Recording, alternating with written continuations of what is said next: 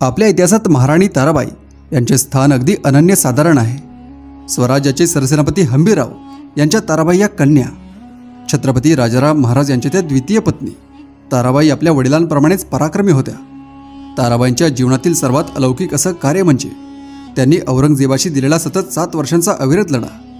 ज्याप्रमाणे शंभूराजांनी औरंगजेबाशी 9 वर्षांचा लढा दिला, तसाच लढा महाराणी ताराबाईंनी औरंगजेबाशी दिला आणि हा लढा संपला तो औरंगजेबाच्या मृत्यूनेच।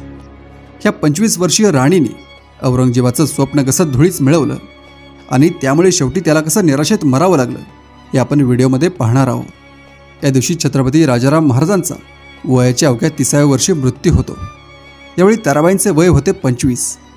शंभूराजांच्या मृत्यूनंतर 10 वर्षांनंतर हिंदवी स्वराज्याला बसलेला दुसरा सर्वात मोठा हा धक्का होता। लवकरच ही बातमी सर्वत्र पसरते, अगदी मुघलांच्या गोटात देखील ही बातमी पोहोचते। ही बातमी मुघलांना मिळताच सर्वत्र आनंदाचे वातावरण निर्माण होते। मुघलांना वाटू लागते आता राजारामांनंतर त्यांच्या 2 राण्या आणि 2 लहान मुले आपल्याशी काय लढतील। आता हे मराठ्यांचं राज्य संपलं, आता आपण लवकरच उत्तरेकडे निघणार। पण मुघलांना वाटत होती तेवढी ही गोष्ट सोपी नव्हती।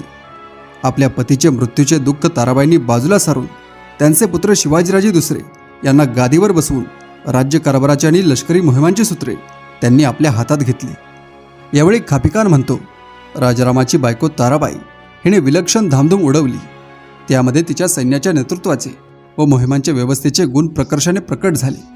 त्यामुळे मराठ्यांचे आक्रमण आणि त्यांची धामधूम दिवसेंदिवस वाढत गेली। राजाराम महाराजांच्या मृत्यूवेळी ताराबाई आपल्या पुत्रासह विशाळगडावर होत्या। राजाराम महाराजांचा मृत्यू 2 मार्चला झाला होता। ताराबाईंना ही बातमी 4-5 मार्चच्या सुमारास मिळाली होती। लगेचच 12 मार्चला मुघल बातमीपत्र म्हणते, ताराबाईंनी रहुल्लाखानासोबत बादशाही वाटाघाटी सुरू केल्या। म्हणजे राजाराम महाराजांच्या मृत्यूची वार्ता समजताच ताराबाईंनी आपले वकील साताऱ्याच्या पायथ्याशी वेढा घालून बसलेल्या औरंगजेबाकडे पाठवले। पतीच्या मृत्यूचे दुःख असह्य असते, तशात ऐन तारुण्यात पतीचे निधन झाले तर तिच्या दुःखाला पारावार राहत नाही। पतीच्या मृत्यूने ताराबाईंना दुःख झाले नाही असे म्हणता येणार नाही, परंतु त्यावेळी त्यांच्यावर संपूर्ण राज्याची जबाबदारी होती। अशा कठीण समयी जर त्याच खचल्या असत्या तर बाकीच्यांनी काय करायचे। म्हणून पतीच्या मृत्यूचे दुःख बाजूला सारून त्या पुढे ठाकलेल्या संकटावर मात करण्यासाठी तयार झाल्या। यावेळी ताराबाईंनी औरंगजेबाकडे तहाचे बोलणे लावले होते। त्यामध्ये त्यांच्या काही अटी होत्या।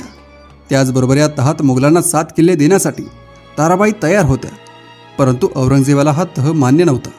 7 नाही तर मराठ्यांनी आपल्याला सर्वच किल्ले द्यावेत तरच तह होईल असे औरंगजेबाने मराठ्यांना सांगितले व यामुळे तहाच्या वाटाघाटी फिसकटल्या।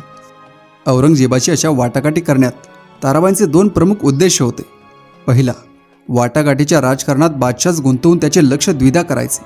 दुसरा, वाटाघाटी सफल झाल्या तर काही किल्ले व प्रदेश मोगलांना देऊन औरंगजेबास उत्तरेकडे जाण्यास उद्युक्त करायचे।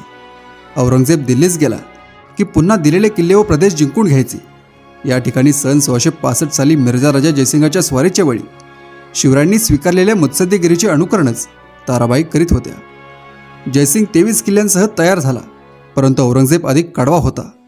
सह्याद्रीत असलेले मराठ्यांचे सर्व दुर्गम किल्ले हाती आल्याशिवाय मराठी सत्ता नामशेष होणार नाही असे त्यास वाटत होते।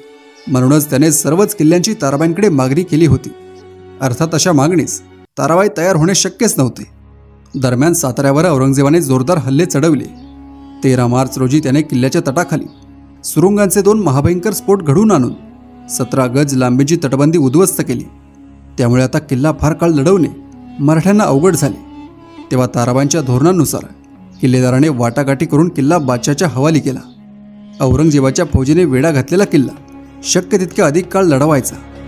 औरंगजेबास जास्तीत जास्त काळ त्या किल्ल्याच्या पायथ्याशी गुंतवून ठेवायचे व शेवटी निरुपाय झाला तर वाटाघाटी करून किल्ला त्याच्या ताब्यात द्यायचा, अशी किल्ल्याच्या संदर्भात ताराबाईंनी राजनीती स्वीकारली होती। येथून पुढच्या औरंगजेबाच्या पन्हाळा, विशाळगड इत्यादी वेढांकडेही ताराबाईंच्या राजनीतीच्या दृष्टीने पाहिले पाहिजे। औरंगजेब हा काही किल्ले डोक्यावर उचलून दिल्लीला घेऊन जाणार नाही हे ताराबाईंना चांगलेच माहीत होते। म्हणून त्याची पाठ वळताच आपण गेलेले किल्ले परत मिळवू शकू अशी हिंमत त्या बाळगून होत्या।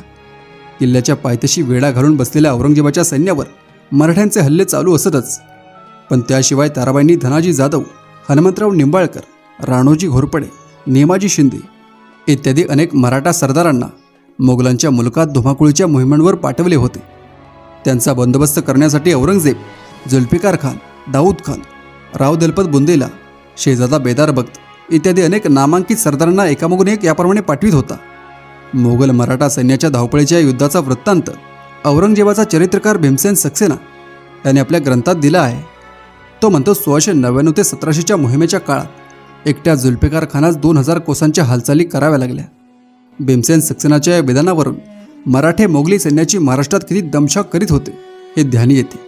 अशा प्रकारे ताराबाईंनी मोगलांशी लढताना एकाच वेळी संरक्षणात्मक व आक्रमक भूमिका घेतलेली दिसून येते. सह्याद्रीच्या परिसरातील आपल्या गडकोटांचे व मुलकाचे संरक्षण करीत असतानाच त्यांच्या फौजा मोगलांच्या मुलकाची नासाडी करण्यासाठी धावत होत्या. मोगली फौजांशी असा संघर्ष चालू असता सातारा व त्यानंतर परळी असे 2 किल्ले औरंगजेबाने जिंकून पावसाळ्यात मानदेशात तो छावणीस गेला. पुढच्या साली त्याने मराठ्यांचा प्रसिद्ध जोड किल्ला पन्हाळा पावनगड यास वेढा दिला. जुल्फिकार खान, बेदार बख्त, रहुल्ला खान, तरबियत खान इत्यादी अनेक नामांकित सरदार त्याच्या सैन्यात होते. तोफांची मारामारी, भुयार करून किल्ल्यात जाण्याचा प्रयत्न, सैनिकांचे हल्ले अशा कोणत्याही प्रकारास पन्हाळा दाद देत नव्हता. किल्ल्यातील विटोजी केसरकर, त्र्यंबकजी इंगळे हे अधिकारी व बाहेरचे येसोजी साठम, सूर्याजी साठम हे मराठा सरदार मोगलांशी लढत होते. हल्ला करून पन्हाळा जिंकणे मोगली सैन्याला अशक्य होते. पावसाळा जवळ येत चालला होता. त्याच्या आत किल्ला कोणत्याही परिस्थितीत ताब्यात येणे आवश्यक होते. शेवटी औरंगजेबाने कामबख्श आणि तरबियत खान यांच्यामार्फत मराठ्यांशी वाटाघाटी सुरू केल्या. पन्हाळा पावनगड या जोड किल्ल्यांसाठी मराठ्यांना औरंगजेबाने 55,000 रुपये दिले व किल्ला ताब्यात घेतला. किल्ला अशा प्रकारे जिंकून घेताच औरंगजेब पुन्हा पन्हाळ्याच्या छावणीसाठी मानदेशाकडे गेला. औरंगजेब पन्हाळा जिंकण्यात सफल झाला तरी वर्षभराच्या मोहिमेच्या कालखंडात त्याच्यासारख्या महाबलाढ्य सत्ताधीशाने एक दुसरा किल्ला जिंकण्यात काहीच कौतुक नव्हते. या उलट त्याला त्याच्या फौजांसह वर्षभर अशा एखाद्या किल्ल्याच्या पायथ्याशी जखडून ठेवण्यात मराठे सफल झाले होते. ही गोष्ट लक्षात घेतली पाहिजे. ताराबाईंची हीच युद्धनीती होती. पावसाळा संपताच पुन्हा औरंगजेब पन्हाळ्याच्या पलीकडे ऐन सह्याद्रीत असणाऱ्या विशाळगडावर निघाला. विशाळगडावर बाल शिवाजीराजे व ताराबाई यांचे वास्तव्य होते. औरंगजेब जेव्हा विशाळगडाच्या पायथ्याशी वेढा घालून बसला होता तेव्हा ताराबाईंनी आपल्या फौजा औरंगाबादेच्या प्रदेशात पाठवल्या होत्या. त्यांचा मोड करण्यासाठी औरंगजेबाने जुल्फिकार खानास धाडले, पण खानासच पळवून लावून मराठे वराड प्रांताकडे निघून गेले. इकडे दक्षिण कोकणात ताराबाईंनी बहिर्जी उर्फ हिंदूराव घोरपड्यास पाठवले होते. त्यांनी तेथे मोठी धामधूम माजवून भीमगडावर हल्ला केला व तो किल्ला काबीज करून तेथील मोगल अधिकाऱ्यास कैद केले व लवकरच हिंदूरावाने फोंडा महाल काबीज करून फोंड्याचा किल्ल्याला वेढा घातला. निकराचा लढा देऊन तोही किल्ला हस्तगत केला. या सुमारास ताराबाईंनी कृष्णा सावंत या शूर सरदारास माळव्यात स्वारीवर पाठवले होते. राजाराम महाराजांच्या कारकिर्दीच्या शेवटी याच कृष्णा सावंतने नर्मदा प्रथमच पार करून माळव्यात धामधूम केली होती. नर्मदा ओलांडून माळव्यात स्वारी करणारा हा पहिला मराठा सेनानी होय. आताही त्याने नर्मदा पार करून माळव्यात खंडण्या वसूल केल्या व तेथून तो सुखरूपपणे मायदेशी परतला. औरंगजेबाचा विशाळगडास वेढा चालू असतानाच मराठ्यांच्या एका फौजेने मोगलांचे प्रसिद्ध शहर बुऱ्हाणपूर यावर हल्ला चढविला. या हल्ल्यात मराठ्यांनी ते नगर उद्ध्वस्त करून तेथील सुभेदारास कैद केले. मराठ्यांना खंडणी देऊनच त्या सुभेदाराला आपली सुटका करून घ्यावी लागली. या विजयानंतर मराठे गोळकोंड्याच्या बाजूला सरकले. यावेळी मनूची म्हणतो, आपण एखाद्या जिंकलेल्या प्रदेशात प्रवेश करावा. त्याप्रमाणे मराठ्यांनी गोळकोंड्यात प्रवेश केला. खंडणी दे, नाहीतर सर्व नगर बेचिराग करू अशी धमकी त्याने सुभेदारास दिली. मराठ्यांच्या लष्करी सामर्थ्यासमोर शरण जाण्यावाचून त्याच्यासमोर दुसरा पर्याय नव्हता. नगराच्या रक्षणार्थ भली मोठी खंडणी देऊन त्याला मराठ्यांना परत घालवावे लागले. याच वेळी ताराबाईंची आणखी एक फौज वराडात मोहीम करत होती. मराठ्यांना प्रतिकार करण्यासाठी वराडचा सुभेदार अलीमर्दान खान धावून आला. मराठ्यांनी त्याचे सैन्य कापून तर काढलेच, शिवाय खुद्द खानासच कैद करून टाकले. दरम्यान औरंगजेब विशाळगडाच्या मोहिमेवरून बहादूरगडास येऊन छावणी करून राहिला होता. आता मराठे त्याच्या छावणीभोवती धामधूम करू लागले. एकदा तर औरंगजेबाचे हत्ती छावणीच्या बाहेर चरावयास नेले असता मराठ्यांनी धाड घालून त्यांना पळवून नेले. तेव्हा त्यांना सोडून आणण्यासाठी औरंगजेबाने महम्मद अमीन खान या आपल्या सरदारास सैन्य देऊन पाठवली. खानाने मराठ्यांना गाठले खरे, पण मराठ्यांनी उलटून त्याच्यावर असा काही हल्ला केला की बिचाऱ्या खानास आपल्या जवळचे हत्ती घोडे इतकेच काय शस्त्रे व अंगावरचे कपडेही मराठ्यांना द्यावे लागले.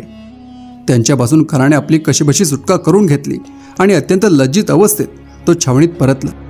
लवकरच औरंगजेब मराठ्यांचे किल्ले घेण्यासाठी पुन्हा मोहिमेवर निघाला. आता त्याला मराठ्यांचा प्रसिद्ध किल्ला सिंहगड घ्यायचा होता.